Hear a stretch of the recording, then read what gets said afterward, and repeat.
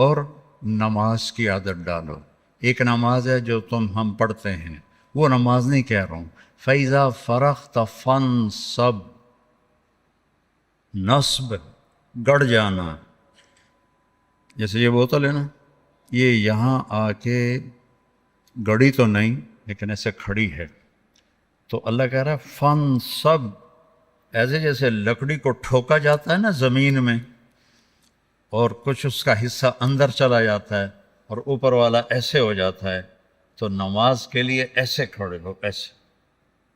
عبداللہ بن زبیر پر حجاج حملے کر رہا تھا اور وہ حرم میں نماز پڑھتے، کوئی پتھر یہاں سے گزرتا، کوئی یہاں سے گزرتا، کوئی یہاں سے گزرتا، اور ان کے جسم میں ایسے بھی نہیں ہوتا تھا، ایسے، اتنے اطمینان سے نماز۔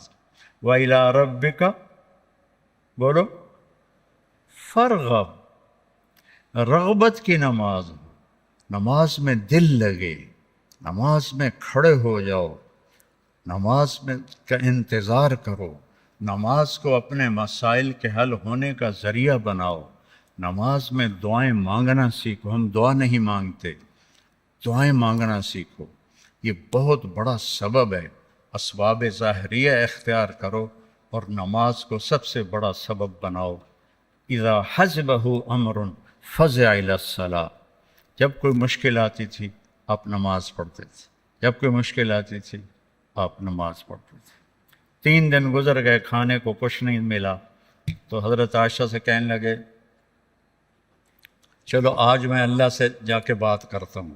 مسجد میں گیا، نفل شروع کر دی، ایک ستون کے پیچھے 2 نفل پڑھتے، پھر سلام پھیر کے دوسرا ستون، اللہ اکبر، پھر سلام پھیرا تیسرا ستون، اللہ اکبر، پڑھے جا رہے ہیں۔ اتنے میں حضرت عثمان آئے، اماں جان اللہ کے نبی کہاں ہیں؟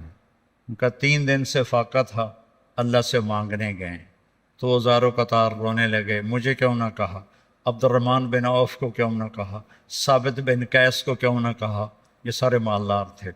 بھاگے بھاگے گھر گئے، پورا اونٹ بھر کے راشن کا لے کر آئے، اور آ کر وہاں اللہ کے نبی کے گھر اتارا، اور پھر بھاگے بھاگے گئے اور گھر میں جو سالن تیار ہو گیا تھا وہ اٹھا کے لائے، اور روٹیاں اٹھا کے لائے، اور آ کر دیا کہ پکانے میں دیر لگے گی۔ جب اللہ کے نبی واپس آئے، پوچھا عائشہ کچھ ہوا؟ کہ یہ دیکھیں اللہ تعالیٰ نے سب کچھ کر دیا ہے۔ کہ یہ کون لایا ہے؟ کہ یہ عثمان لایا ہے۔ تو آپ نے ایسے ہاتھ اٹھائے، اے اللہ میں عثمان سے راضی ہوں، تو بھی اس سے راضی ہو جا۔ اے اللہ میں عثمان سے راضی ہوں، تو بھی اس سے راضی ہو جا۔ اے اللہ میں عثمان سے راضی ہوں، تو بھی اس سے راضی ہو جا۔ تو نماز کو اپنا وظیفہ بناؤ۔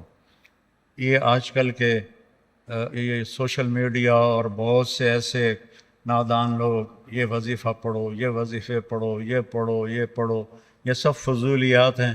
سب سے بڑا وظیفہ نماز ہے اور دعا ہے۔ سب سے بڑا وظیفہ نماز ہے اور دعا ہے۔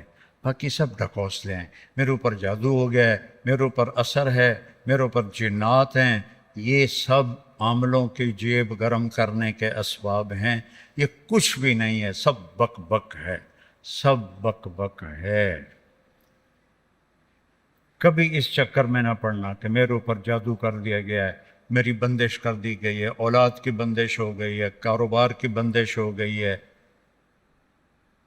نماز جو موجود ہے، اللہ جو موجود ہے، تو کبھی عاملوں کے چکر میں نہیں پڑنا۔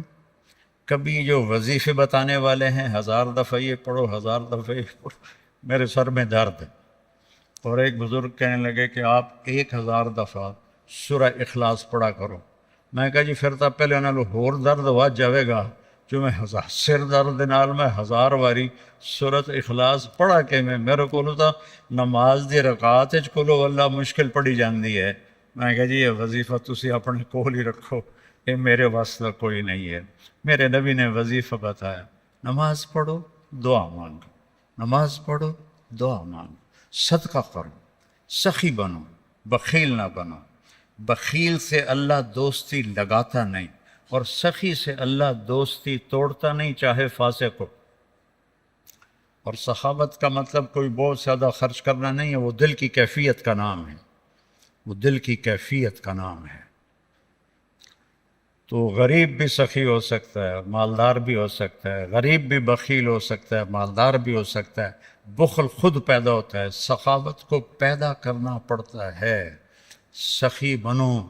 مولویوں میں سخاوت بہت کم ہے، بلکہ ہے ہی کوئی نہیں، کیونکہ شروع سے لینے کا جو کام شروع ہو جاتا ہے تو دینے کو دل ہی نہیں کرتا۔ تو دینا سیکھو تاکہ اللہ تمہیں دے، کھلانا سیکھو اللہ تمہیں کھلائے، پلانا سیکھو اللہ تمہیں پلائے۔ پھر سب سے بڑی سخاوت ہے، جس پہ ناراضگی ہے معاف کر دو۔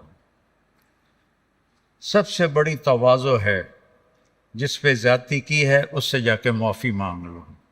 معافی مانگنا اس سے بڑی تواضع کوئی نہیں، معاف کر دینا اس سے بڑی سخاوت کوئی نہیں ہے۔ اور اللہ کو سخی سے پیار ہے، وہ فاسقی کیوں نہ ہو۔ سامری نے بچھڑے کی پوجا کروائی، اللہ نے کہا ان سب کو قتل کرو، وہ قتل ہو گئے۔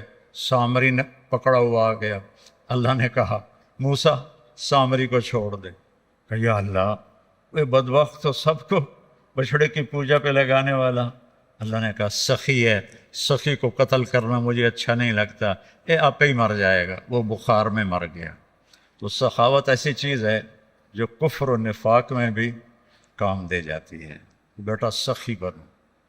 اور ایک سخاوت بتائیے جس پہ کوئی پیسے نہیں لگتے، معاف کرنا سیکھو، معاف کرنا سیکھو، درگزر کرنا سیکھو، اپنی کوتاہی کا کھل کے اعتراف کرو۔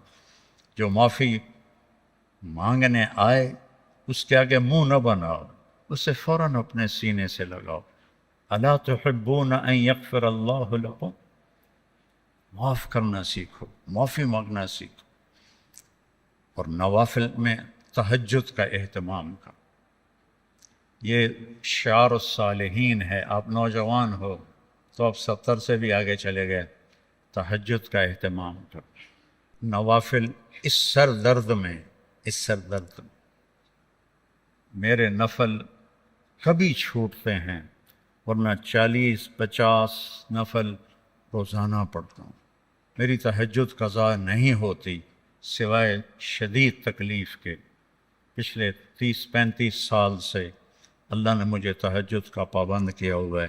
یہ میں تم میری اولاد ہو، تمہیں ترغیب کے لیے سنا رہا ہوں، کوئی اپنی بزرگی نہیں جتا رہا ہوں، کہ تمہیں پتہ چلے کہ بیماری میں بھی اگر اہتمام ہو سکتا ہے تو اس جوانی میں کیوں نہیں ہو سکتا۔